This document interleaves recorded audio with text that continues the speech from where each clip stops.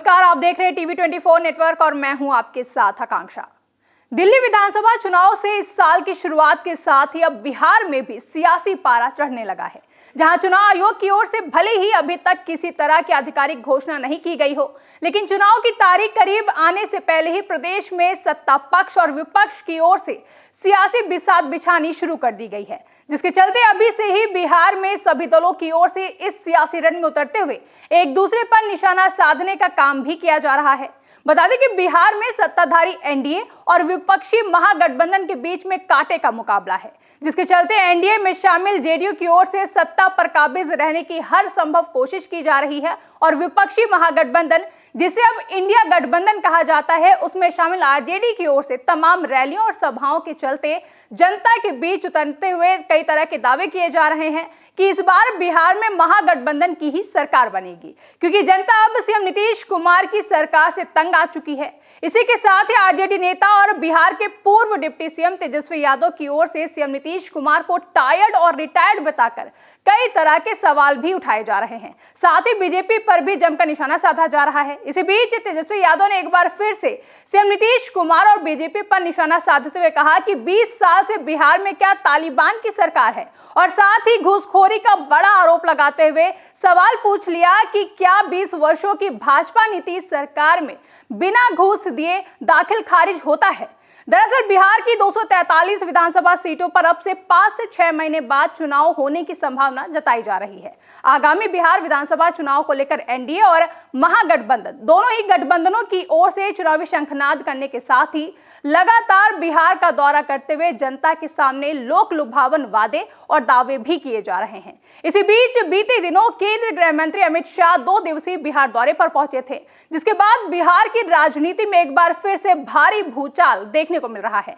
बता दें कि केंद्रीय गृह मंत्री अमित शाह ने हाल ही में बिहार का 2 दिवसीय दौरा किया था। इस दौरान उन्होंने गोपालगंज में एक जनसभा को संबोधित किया और पटना में सहकारिता विभाग के एक कार्यक्रम में वो शामिल हुए। इसके अलावा शाह ने एनडीए के सभी घटक दलों के साथ बैठक भी की।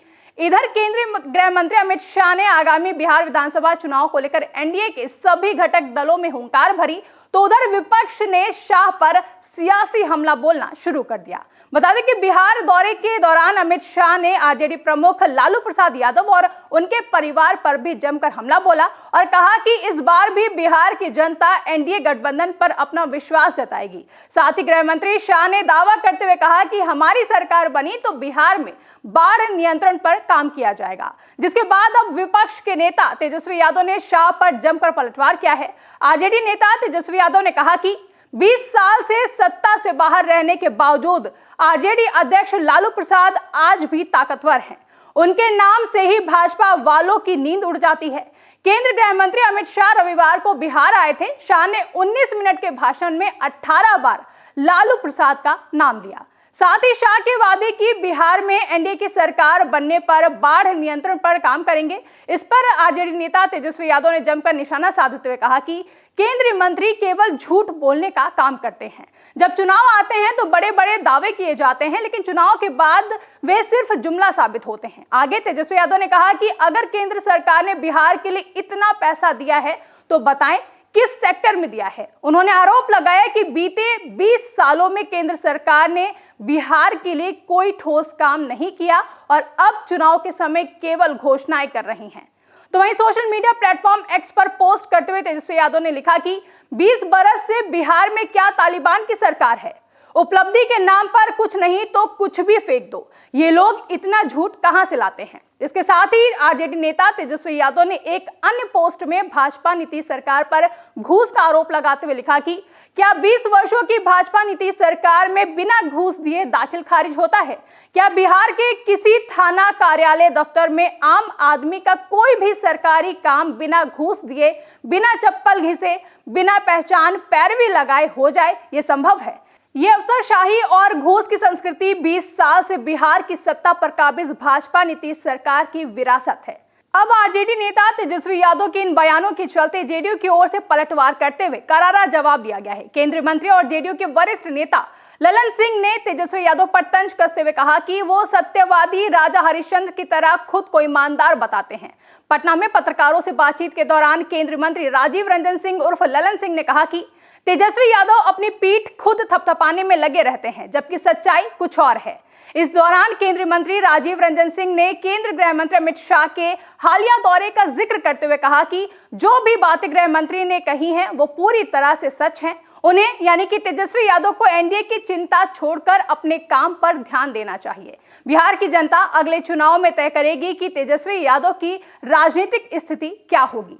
साथ ही पटना में हुई एनडीए की बैठक पर बात करते हुए केंद्रीय मंत्री राजीव रंजन सिंह ने कहा कि सभी घटक दल एकजुट होकर मजबूती से चुनाव लड़ेंगे। बैठक में भाजपा, जेडीयू और अन्य सहयोगी दलों ने स्पष्ट रूप से चुनावी रणनीति पर चर्चा की है और ये तय हुआ है कि एनडीए मिलकर बिहार में चुनाव लड़ेगा। इधर केंद्रीय मंत्री राजीव रंजन सिंह ने एनडीए को मिलकर आगामी बिहार विधानसभा चुनाव लड़ने की बात कही है, तो वहीं जेडीयू के राष्ट्रीय प्रवक्ता राजीव रंजन प्रसाद ने भी तेजस्वी के बयान पर प्रतिक्रिया देते हुए कहा कि भ्रष्टाचार के खिलाफ जितने कठोर कदम पिछले वर्षों में मुख्यमंत्री नीतीश कुमार के कार्यकाल के दौरान उठाए गए हैं, उसकी अनवरत कोई मिसाल नहीं हो सकती है। भ्रष्टाचार और बेईमानी के साथ राजद के नेताओं का गहरा रिश्ता है। उनके खिलाफ न्यायालयों में अनेक मामले लंबित हैं। उनके बावजूद वे यानी कि तेजस्वी यादव नसीहत देने का काम कर रहे हैं।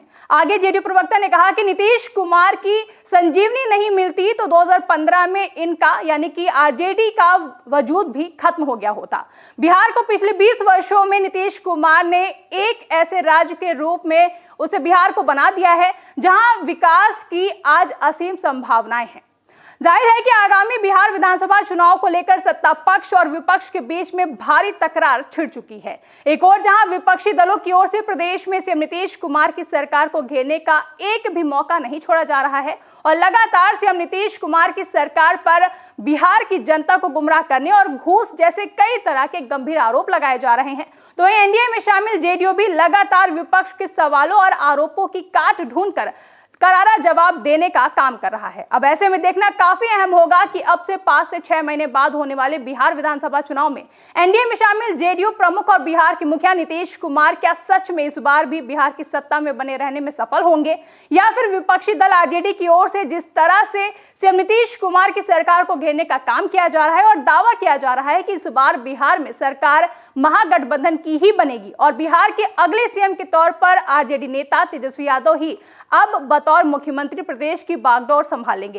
तो ऐसे में अब सवाल ये उठते हैं कि क्या आगामी बिहार विधानसभा चुनाव के परिणामों में आरजेडी की ये दावे सच होंगे और क्या बिहार की जनता इस बार सच में बदलाव के मूड में है? इन सभी सवालों के जवाब तो बिहार चुनाव के नतीजों के बाद ही पता चलेंगे, लेकिन इन सभी सवालों पर आपकी क्या राय है कमेंट करके हमें जरूर बताएं। साथ ही ऐसी तमाम बड़ी खबरों के लिए आप बने रहें टीवी 24 नेटवर्क के साथ।